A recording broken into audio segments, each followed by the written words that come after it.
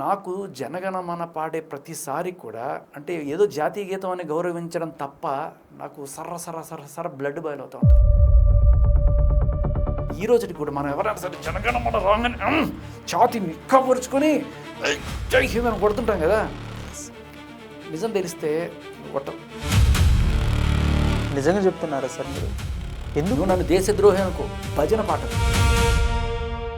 అది కరెక్ట్గా ఆ రోజు పాడారు ఆయన వచ్చినప్పుడు. అందరూ మోకరిల్లి ఇంతకీ జనగణమన అని చెప్పి మనం అసలు ఇంతకీ జనగణమన అర్థం ఏంటి తెలుసుకోండి. జనగణ మన అంటే జనాల మనస్సులు అండ్ అలాగే ఆ గ్రూప్ని పరిపాలించే అధినాయకుడా నీకు జయ హే. అధినాయకుడు ఎవరు? King George V. భారత భాగ్య విధాత జయ హే అంటే భారతదేశానికి భాగ్యాన్ని ప్రసాదించే ఓ దాత నీకు జయ హే. ఏం చెప్పావు? పంజాబ్, సింధు, గుజరాత్, మరాఠీ రాష్ట్రాలన్నీ కూడా తవ శుభనామే గాహే, నీ నామమే పాడుకుంటాం, నీ గాథలే పాడుకుంటాం. గాహే తవ జయ గాథ జనగణ మంగళ గాయక జయ భారత భాగ్య దాత భజన.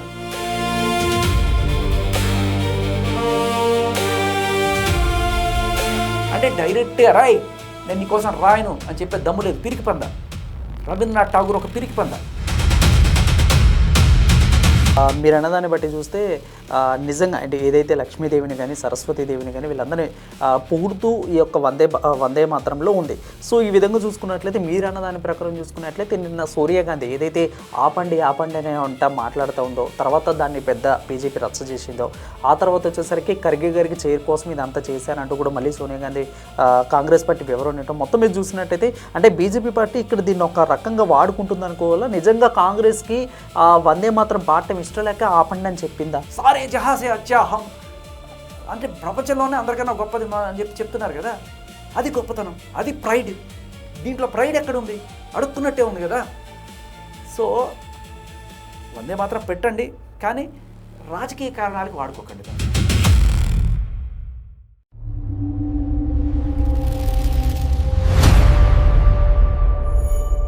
నమస్తే. భారతదేశము దాదాపు 79 ఏళ్ళు పూర్తి చేసుకొని 80వ సంవత్సరంలోకి అడుగుపెట్టింది. ఈ యొక్క సంవత్సరంలో అంగరంగ వైభవంగా జరగాల్సిన స్వాతంత్ర వేడుకలు వివాదాస్పదంగా మారింది. ఎందుకు ఏమిటని తెలుసుకునే ప్రయత్నం చేద్దాం. అయితే వందే మాతర గీతం పాడాలి అని యొక్క పూర్తిగా నిబంధనలు పెట్టారు, దానికి చట్టం కూడా తీసుకొచ్చారు, ఆమోదం తెలిపారు. సో ఇదే నేపథ్యంలోనే కాంగ్రెస్ పార్టీ దానికి అడ్డుకట్ట వేస్తుందంటూ కూడా బీజేపీ చెప్తా ఉంది. అసలు ఏం జరుగుతుంది? వందే మాతర యొక్క గీతానికి అసలు ఏమవుతోంది? ప్రజలు దీన్ని పూర్తిగా పాడాలి అన్న దాన్ని ప్రజలు కూడా రిసీవ్ చేసేందుకు సిద్ధంగా ఉన్నారా? అసలు ఏం జరుగుతోంది? బీజేపీ దీంట్లో మతపరమైన రాజకీయాలను తెస్తా ఉందా? తెలుసుకునే ప్రయత్నం చేద్దాం. మనతో పాటు మాట్లాడటానికి ఆర్జే శేఖర్ భాషా గారు, సోషల్ యాక్టివిస్ట్ మనతో పాటు ఉన్నారు. సార్ అడిగి మరిన్ని వివరాలు తెలుసుకుందాం. సార్ నమస్తే. సార్ చెప్పండి, మీకు ప్రత్యేకంగా చెప్పాల్సిన అవసరం కూడా లేదు, ఒక ఆర్జేగా ఒక సోషల్ యాక్టివిస్ట్గా మీరు ఉన్నారు. సో నిజంగా బీజేపీ దీంట్లో రాజకీయాన్ని మతపరంగా పులుముకునేందుకు ట్రై చేస్తూ ఉందా? కాంగ్రెస్ని ఈ రకంగా చేస్తూ ఉందనుకోవచ్చా? ఇప్పుడు నాకు కూడా వందే మాతరం అనేది మన జాతీయ గీతం అవ్వాలి అనేది కోరిక.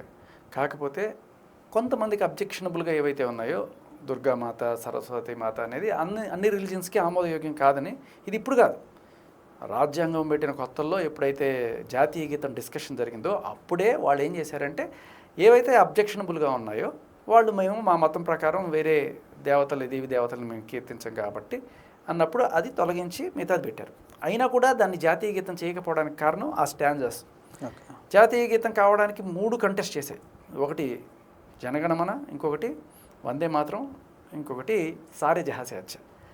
ఇప్పుడు సారే జహాసే అచ్చా నిజంగా అసలు ఎటువంటి కాంట్రవర్సీ లేని అద్భుతమైన జాతీయ గీతం, కానీ అది కాల. నాకు తెలిసి దాదాపు ఒక 15 సంవత్సరాలు అయిందేమో నేను విని కూడా. ఎందుకంటే చిన్నపిల్లలప్పుడు ప్రతిజ్ఞ పెట్టేటప్పుడు ఈ యొక్క ప్లెడ్జ్లో ఖచ్చితంగా పాడేవాళ్ళు సారే జహాసే ప్రతి ప్లెడ్జ్లో ఖచ్చితంగా ఉండేది. బట్ ఇప్పుడు అసలు అది కనుమరుగైపోయింది, ప్లెడ్జ్లు కూడా సరిగ్గా ఉండటం లేదు. అసలు ఆ పాట వినాలన్నా కానీ మనకు నెట్లో సెర్చ్ చేసుకుని వింటమే కానీ ఎక్కడ కూడా కనపడట్లేదు, వినపడలేదు. అది రాసిన కవి ఎవరైతే ఉన్నారో అతను పాకిస్తాన్ వెళ్ళిపోయాడు. ఓకే, పాకిస్తాన్ ఆయన నెత్తిన పెట్టుకుంది. ఆయనకి జాతిపిత అనే రేంజ్లో గౌరవం ఇచ్చి అంతా చేసిన తర్వాత ఇప్పుడు ఆ పాకిస్తాన్ వాడు రాసిన గీతాన్ని తీసుకొచ్చి మన జాతీయ గీతం పెట్టుకోవడం అనేది కరెక్ట్ కాదు. అప్పుడేమంటారు? పాకిస్తాన్ వాడు రాసిన గీతం చేత మాకు సలాం కొట్టిస్తావురా నువ్వు అని చెప్పి ఇక్కడ ఉండే వాళ్ళందరూ అడుగుతారు. దేశ ద్రోహి అంటారు. అంటే గీతం తప్పు కాదు, ఆ గీతం రాసినప్పుడు ఆ కవి నిజంగానే కంప్లీట్గా భారతీయుడిగా ఉండే. ఈ మహమ్మద్ అలీ జిన్నా అనేవాడు వచ్చి భయంకరమైన విషం నింపాడు వీళ్ళందరిలో. అప్పుడు ఏం చేశాడు, ఈ కవి అటు వెళ్ళిపోయాడు. ఆ రాసిన మూమెంట్లో నిజంగానే ఆయన దేశభక్తుడు, మహమ్మద్ ఇక్బాల్ అనుకుంటా ఆయన పేరు. బట్ తర్వాత ఆయన అటు వెళ్ళిపోయిన తర్వాత ఆయన క్రెడిబిలిటీ లేదు కాబట్టి ఇలా రేపు ఎవడన్నా ప్రశ్నిస్తే ఏం చెప్పుకుంటాం. అలాగే వందే మాతరానికి వచ్చిన ప్రాబ్లం ఇది. దుర్గాదేవి, సరస్వతీదేవి ఉంది, వీటిని ముస్లిమ్స్ పాడడానికి ఇబ్బంది పడతారు, క్రిస్టియన్స్ పాడడానికి ఇబ్బంది పడతారు. సరే, ఇక లాస్ట్ ఇది జనగణ మన. సో దాన్ని పెట్టుకుందాం. రవీంద్రనాథ్ ఠాగూర్కి నోబెల్ ప్రైజ్ కూడా వచ్చింది. నోబెల్ బహుమతి పొందిన రవీంద్రనాథ్ ఠాగూర్ రాసిందంటే మనకు కూడా క్రెడిబిలిటీ బాగుంటుంది. అది కూడా నిడివి కరెక్ట్గా మిలిటరీ పీరియడ్స్కి వాటికి కూడా పర్ఫెక్ట్ దాంట్లో సింక్ అవుతుంది అని చెప్పి ఆ కోణంలో దాన్ని జాతీయ గీతం చేశారు. నిజం చెప్తున్నా, నాకు జనగణమన పాడే ప్రతిసారి కూడా అంటే ఏదో జాతీయ గీతం అని గౌరవించడం తప్ప నాకు సర్ర బ్లడ్ బాయిల్ అవుతూ ఉంటుంది. నిజంగా చెప్తున్నారా సార్ మీరు? ఎందుకు? నన్ను దేశద్రోహి అనుకో, ఏమైనా అనుకో, ఇప్పుడు అంటారు నెక్స్ట్ కామెంట్స్ కానీ లేదంటే మిగిలినవి కూడా అయ్యే వస్తాయి మీకు. నిజం చెప్తున్నా, జనగణమన అంటే నేను గత 20 ఏళ్ళుగా ఇండస్ట్రీలో ఉన్న ప్రతిరోజు FM రేడియోలో నా షో చేసుకునేటప్పుడు చరిత్ర పుటల్లో ఈ రోజున ఒక సెగ్మెంట్ ఉంటుంది. ఆ సెగ్మెంట్లో ప్రతిరోజుకి సంబంధించిన చరిత్ర చెప్తా.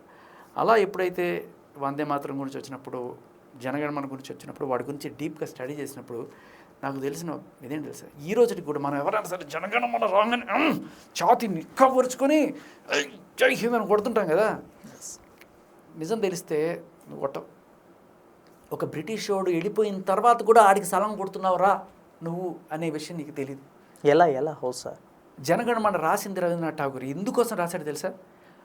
ఆ బ్రిటిష్ రాజు 1911లో డిసెంబర్ ఆ టైంలో ఆయన ఇండియా వస్తుంటే ఆయన మెహర్బానీ చేయాలని ఇక్కడ కొంతమంది ఉంటారు కదా భజన బ్యాచ్, వాళ్ళందరూ ఆయన కోసం ఆయన వచ్చి నడుస్తుంటే ఆ పెరేడ్లో ఆయనకి సంబంధించిన కీర్తించే కొన్ని పాటలు కావాలి అని చెప్పి రాశారు. అప్పట్లో మన భారతదేశాన్ని పరిపాలిస్తున్న బ్రిటిష్ వాళ్ళ సంస్థానంలో ఉన్న చీఫ్ ఒక ఆయన చీఫ్ సెక్రటరీ అట్లా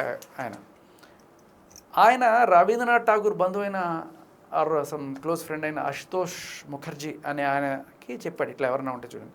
ఈయన ఏం చేశాడు, రవీంద్రనాథ్ ఠాగూర్ దగ్గరికి వెళ్ళి ఇట్లా ఆయన కింగ్ వస్తున్నాడు, బ్రిటిష్ కింగ్, ఆయన కోసం ఏదైనా రాయొచ్చు కదా అంటే సరే అని చెప్పి ఈయన రాశాడు. అదే జనగణమన. అది కరెక్ట్గా ఆ రోజు పాడారు ఆయన వచ్చినప్పుడు. అందరూ మోకరిల్లి ఇంతకీ జనగణమన అని చెప్పి మనం అసలు ఇంతకీ జనగణమన అర్థం ఏంటి తెలుసుకోండి. జనగణ మన అంటే జనాల మనస్సులు అండ్ అలాగే ఆ గ్రూప్ని పరిపాలించే అధినాయకుడా నీకు జయహే. అధినాయకుడు ఎవరు? King George V. భారత భాగ్య విధాత జయహే అంటే భారతదేశానికి భాగ్యాన్ని ప్రసాదించే ఓ దాత నీకు జయహే. పంజాబ్, సింధు, గుజరాత్, మరాఠా, ద్రావిడ, ఉత్కళ, వంగ ఇవన్నీ రాష్ట్రాలు, ప్లేసెస్, జియోగ్రఫికల్ లొకేషన్స్. ఇవనంగానే అనుకుంటాం. పంజాబ్, సింధు, గుజరాత్, మరాఠా అన్నప్పుడు పంజాబ్ గొప్పతనం చెప్పావా నువ్వు? సింధు గొప్పతనం చెప్పావా? గుజరాత్ గొప్పతనం చెప్పావా? పంజాబ్ అంటే అద్భుతమైన పంటలు పండుతాయి, సస్యశ్యామలంగా ఉంటాయి, ఏమి చెప్పలేదు నువ్వు. పంజాబ్లో వీరులు ఉన్నారు, దాని గురించి ఎక్కడ చెప్పలేదు. ఏం చెప్పావు? పంజాబ్, సింధు, గుజరాత్, మరాఠీ ఇది రాష్ట్రాలన్నీ కూడా తవ శుభనామే గాహే, నీ నామమే పాడుకుంటాం, నీ గాథలే పాడుకుంటాం. గాహే తవ జయ గాథ, జనగణ మంగళ జాయక జయ భారత భాగ్య దాత. భజన పాటది. మీరు అర్థం చూసుకోండి. అది రాసిన తర్వాత 1911లో రవీంద్రనాథ్ ఠాగూర్ రాస్తే 1912లో ఆయనకి సర్ బిరుదు, 1913లో ఆయనకి నోబెల్ ప్రైజు, రెండు పక్కనే వచ్చినాయి వెంటనే. సరే, నోబెల్ ప్రైజ్ ఇచ్చింది ఎవరు? బ్రిటిష్ వాళ్ళు కాదు, స్వీడిష్ వాళ్ళు అనుకుని ఉండొచ్చు మనం. కానీ ఆ స్వీడిష్ వాళ్ళకి రికమెండ్ చేసింది ఎవరు? ఇక్కడ ఉండేవాళ్ళే కదా. మరి తర్వాత ఆ కింగ్ కోసం పాటలు రాసిన వీడు అని చెప్పి అడ్డంగా ఎక్కారు న్యూస్ పేపర్స్లో అప్పట్లో 1911లోనే ఈయన రాసిన తర్వాత. కానీ అప్పుడు నోరు మూసుకున్నాడు ఆయన. సర్ బిరుదు తీసుకున్నాడు, నోబెల్ ప్రైజ్ తీసుకున్నాడు.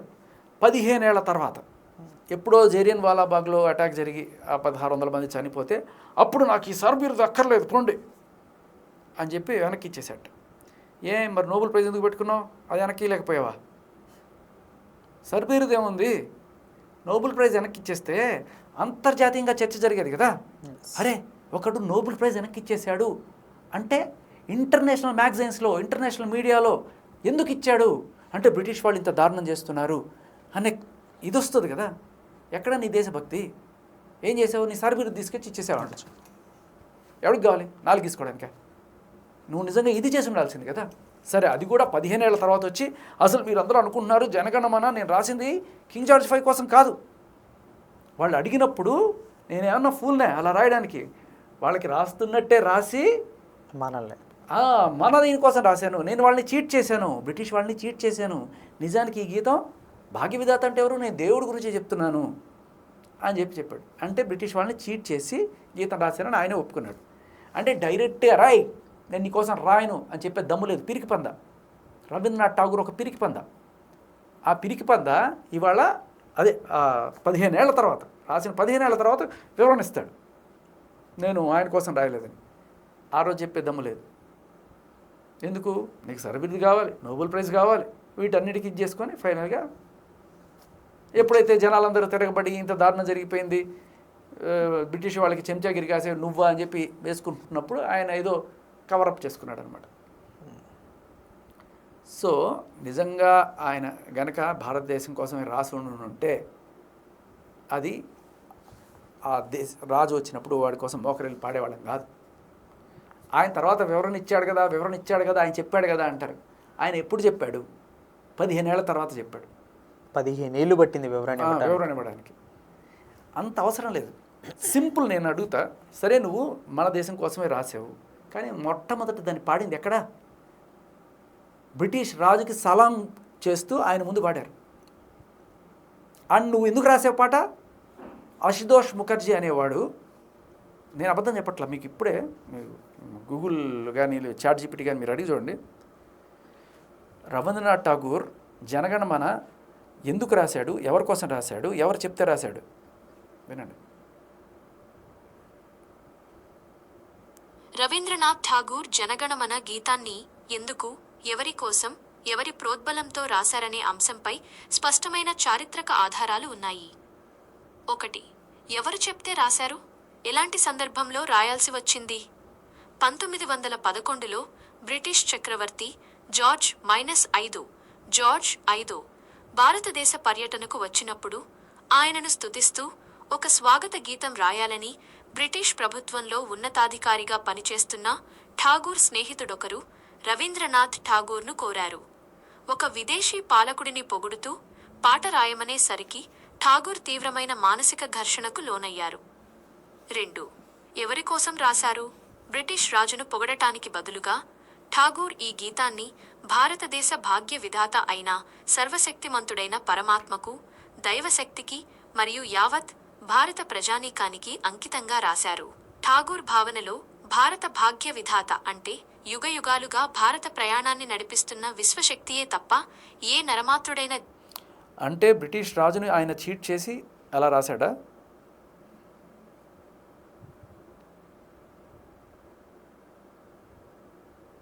దానిని చీట్ చేయడం, మోసం చేయడం అనడం కంటే ఆత్మగౌరవంతో కూడిన ఒక మేధోపరమైన ధిక్కారం, ఇంటెలెక్చువల్ మరియు పొయిటిక్ డిఫయన్స్ అనడం కరెక్ట్. దీని వెనుక అసలు ఉద్దేశాన్ని ఇలా అర్థం చేసుకోవచ్చు. 1. నేరుగా తిరస్కరించడం కంటే ఉన్నతమైన మార్గం. చక్రవర్తిని పొగుడుతూ రాయమని ఒత్తిడి వచ్చినప్పుడు ఠాగూర్ బానిస భావజాలంతో లొంగిపోలేదు. అలాగని ఒక సాధారణ నిరసనలా కాకుండా తన అద్భుతమైన భావ వ్యక్తీకరణతో ఆ సందర్భాన్ని యావత్ భారతదేశానికి, దైవశక్తికి అంకితం చేశారు. అంటే ఐదర్ అది లేదా ఇది కాదు, అది కాదు, రాజుని కీర్తిస్తూ రాయమని అడిగిన పాట. అదే ఇప్పుడు వందే మాత్రం ఎందుకు రాశారు? వందే మాత్రం అనుకుంటూ బ్రిటిష్ వాడి తోటాకి ఎదురెళ్ళి గుండెల్లో తోటాలు దిగుతున్నా కూడా వందే మాత్రం అరిచారు. ఎవడు జనగణమని అంటూ ఎదురు పోలా కదా. వందే మాత్రం ఏ కింగ్ కోసం రాయలా. ఇది క్లియర్ కట్గా ఆయన కోసం రాయమంటే ఈయన రాసి మీకు చెప్తాను. ఒక నిమిషం, సారీ.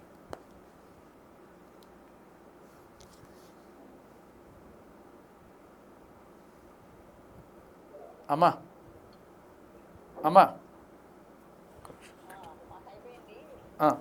కూర్చోనండి, నేను వస్తాను.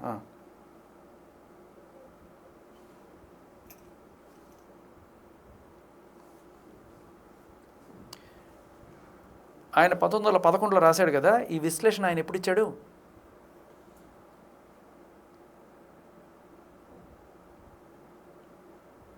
రవీంద్రనాథ్ ఠాగూర్ ఈ స్పష్టతను పాట రాసిన వెంటనే కాకుండా చాలా ఏళ్ల తరువాత అంటే 1937 మరియు 1939లలో లిఖితపూర్వకంగా ఇచ్చారు. See, అప్పట్లోనే పెద్ద రచ్చ అయింది. నోరు మూసుకున్నాడు. ఎందుకు అంటే ఆయనకి సర్బిరుదు కావాలి, నోబెల్ ప్రైజ్ కావాలి. నిజంగా నువ్వు దేశభక్తుడు అయ్యి ఉండుంటే, నోబెల్ ప్రైజ్ని తిరిగిచ్చి ఉండుంటే ఎంత పెద్ద చర్చ జరిగేది. So it is clear cut. సరే ఇవన్నీ పక్కన పెట్టండి, ఆయన రాసిన దాని ప్రకారమే నమ్ముదాం. ఆయన నేను కింగ్ కోసం రాయమన్నప్పుడు చాలా తెలివిగా ఆయన స్థుతిస్తున్నట్టు ఆయనకు అనిపిస్తుంది, కానీ ప్రజలకి దేశం కోసం రాశానని చెప్తుంటే ఏమంత కర్మ మనకి. ఎవరి కోసమో రాయమన్నప్పుడు చీట్ చేసిన రాసి పాట కావచ్చు, ఏదైనా కావచ్చు, ఆయన ముందు పాడిన పాటకి నేను ఎందుకు మోకరెళ్ళాలి ఇవాళ కూడా. సార్ మీరు ఎంత బోల్డ్గా మాట్లాడుతున్నారు, మీ మీద దేశద్రోహ కేసులు లేదంటే ఇంకేమన్నా ఏమైనా వేసుకోనండి. నేను చెప్తున్నా వినండి, నేను ఎప్పుడైనా సరే గౌరవిస్తున్నానంటే జాతీయ గీతం అని మాత్రమే, కానీ ఆ గీతం ఇది కావాలని నేను కోరుకోవట్లేదు. నిన్న ముఖేష్ ఖన్నా కూడా ఇదే రాశారు. ముఖేష్ ఖన్నా జనగణమన తీసేయండి అని చెప్పి. ఎస్ తీసేయాలి, నేను కూడా అదే డిమాండ్ చేస్తున్నాను. రిమూవ్ జనగణమన, తీసేవతలు పడేయండి జనగణమని. ఎందుకు? ఎవడో బ్రిటిష్ వాడి కోసం సలాం చేస్తున్నట్టు ఉంటుంది నాకు. వందే మాత్రం పెట్టండి. సరే అబ్జెక్షన్ ఉంటే ఆ రెండు స్టాండ్జర్స్ తీసేసి వందే మాత్రం పెట్టండి. ఎందుకంటే ఒక భారత స్వాతంత్ర సమరయోధుడు వెళ్ళి చనిపోయింది, త్యాగాలు చేసింది వందే మాత్రం అనే కదా. అది పక్కన పెట్టేసి సరే సారే జహాస్ వచ్చే బాగున్నా కూడా ఆయన పాకిస్తాన్ పోయాడు, పక్కన పెట్టేద్దాం. బట్ వందే మాత్రం షుడ్ బీ ద జాతీయ గీతం. రైట్. అంటే నిన్న అలాగే ఆ పాపం ఎవరికైతే ఇబ్బంది అవుతుందో వాళ్ళని కంపెల్ చేయడం కూడా నాకు ఇష్టం లేదు. బట్ నేను అనేది వందే మాత్రమే జాతీయ గీతం అవ్వాలి. ఈ జనగణమన గురించి నగ్న సత్యం మీరు తెలుసుకోండి వాళ్ళు. రైట్. అంటే మీరు అన్నదాన్ని బట్టి చూస్తే నిజంగా అంటే ఏదైతే లక్ష్మీదేవిని కానీ సరస్వతీదేవిని కానీ వీళ్ళందరినీ పొగుడుతూ ఈ యొక్క వందే మాత్రంలో ఉంది. సో ఈ విధంగా చూసుకున్నట్లయితే మీరు అన్నదాని ప్రకారం చూసుకున్నట్లయితే నిన్న సోనియా గాంధీ ఏదైతే ఆపండి అనే మాట్లాడుతూ ఉందో, తర్వాత దాన్ని పెద్ద బీజేపీ రచ్చ చేసిందో, ఆ తర్వాత వచ్చేసరికి ఖర్గే గారికి చైర్ కోసం ఇదంతా చేశారంటూ కూడా మళ్ళీ సోనియా గాంధీ కాంగ్రెస్ పార్టీ వివరణ ఇవ్వడం, మొత్తం మీద చూసినట్టయితే అంటే బీజేపీ పార్టీ ఇక్కడ దీన్ని ఒక రకంగా వాడుకుంటుంది అనుకోవాలా? నిజంగా కాంగ్రెస్కి వందే మాత్రం పాడటం ఇష్టం లేక ఆపండి అని చెప్పిందా? ఆవిడికి ఇష్టం ఉందో లేదో సపరేట్గా మాట్లాడుకోవచ్చు, కానీ కాంగ్రెస్లో బోల్డ్ మంది ఉన్నారు, వేల మంది కార్యకర్తలు ఉన్నారు, నేతలు ఉన్నారు. అందులో చాలామందికి ఇష్టం. ఎవరికి ఇష్టం లేదండి వందే మాత్రం. అందరికీ వందే మాత్రం ఇష్టం. ఆవిడకి ఇష్టం ఉందో లేదో తెలియదు. ఆవిడ వేరే దేశం నుంచి వచ్చింది కాబట్టి ఆవిడకి మేబీ ఆవిడ ప్రిఫరెన్సెస్ ఆవిడకి ఉంటాయేమో, మేబీ ఇంకా సింకింగ్ కావలేదేమో తెలియదు మనకి. అది ఆవిడే చెప్పాలి. కాకపోతే ఆవిడ చిన్నప్పటి నుంచి ఇటలీలో పెరిగింది, ఆ దేశపు భావజాలం ఉన్న మనిషి కాబట్టి మేబీ ఆవిడకి ఎందుకు దానికి సలాం కొట్టాలని ఉండిందేమో మనకు చెప్పలేం. కానీ బట్ కాంగ్రెస్ మొత్తానికి ఉండకపోవచ్చు, ఆవిడ కూడా ఉండొచ్చు, చెప్పలేం. రైట్. ఇప్పుడు బీజేపీ దీని మొత్తాన్ని కూడా ఎలా తీసుకుందంటే రాను రాను మీరు అన్నట్లు ఏంటంటే జనగణమనను పక్కన పెట్టేసి 6 యొక్క వందే మాత్రంలో ఉన్న మొత్తం 6 చరణాలు మొత్తం కూడా పాటించేసి నేను అది కూడా సపోర్ట్ చేయను. ఇప్పుడు వందే మాత్రం ఏదైతే మనం చిన్నప్పుడు పిల్లలందరూ పాడుకున్నామో మీరు గమనించిన దాంట్లో సుజలాం సుఫలాం సస్యశ్యామలాం మలయజ శీతలాం వందే మాత్రం అంటే మీరు గమనించండి, జనగణమనకి దీనికి ఉన్న తేడా. సుజలాం సుఫలాం సస్యశ్యామలం అంటే మన భారతదేశం యొక్క గొప్పతనం అక్కడ చెప్తున్నాడు ఆయన. ఎక్కడ వందే మాత్రంలో ఒక్క గొప్పతనం అంతా ఒక చెప్పెత్తుకొని దేబిరిస్తున్నట్టే ఉంటుంది కదా. భాగ్యవి దాత నీకు జయహే, మాకు భాగ్యం ప్రసాదించే దాత నీకు జయహే, నీ పాటలు పాడుకుంటాం నీ నామం.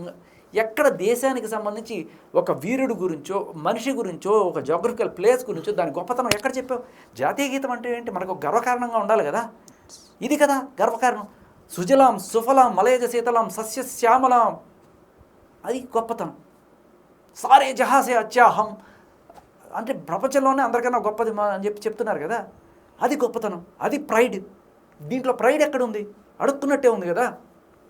సో వందే మాత్రం పెట్టండి, కానీ రాజకీయ కారణాలకు వాడుకోకండి దాన్ని. ఎందుకంటే దుర్గామాత గురించి లేకపోతే సరస్వతి దేవి బలవంతం చేయాల్సిన పని లేదు. పెట్టండి, ఇష్టమైన వాళ్ళు పాడతారు. కానీ వందే మాత్రం should be the national anthem అనేదే నా కోరిక కూడా. బట్ దుర్గా సరస్వతి మాతకు సంబంధించినవి ఇష్టమైన వాళ్ళు పాడుకునేట్టు, వేరే మతాల వాళ్ళు వద్దనుకుంటే ఇట్స్ దేర్ చాయిస్ అన్నట్టుగా పక్కన పెట్టాలి. మనం గౌరవించాలి కదా అందరినీ కూడా, అందరి భావాలను గౌరవించాలి. బలవంతంగా నువ్వు వేరే వాళ్ళని ఇప్పుడు యేసుక్రీస్తుని స్తుతించు అని చెప్పి ఒక హిందువుని అన్నా కూడా కొంతమందికి ఇష్టం ఉండకపోవచ్చు. అల్లాని స్తుతించు అని చెప్పి వాళ్ళకి ఇష్టం ఉండకపోవచ్చు. రైట్. సో వాళ్ళని బలవంతం చేయొద్దు, బట్ ఎంతవరకు పెట్టాలో అంతవరకు పెట్టండి, దాన్ని రాజకీయం చేయొద్దు. Right. Thank you so much sir. ఇంత చక్కగా హిస్టరీని ఆర్జేగా ఉన్నారు అండ్ మీరు కూడా ప్రతిరోజు కూడా లెర్నింగ్లో ఉన్నారు కాబట్టి కూడా మాకు ఇంత చక్కగా మొత్తం కూడా వివరించి కొద్ది సమయంలోనే దొరికిన ఈ కొద్ది సమయంలోనే Janaganamana versus difference with Vande Mataram మొత్తం మీద మాకు చక్కగా వివరించినందుకు thank you so much sir. మరొక ఎపిసోడ్తో మళ్ళీ కలుద్దాం. అది కీప్ వాచింగ్ అవర్ ఛానల్.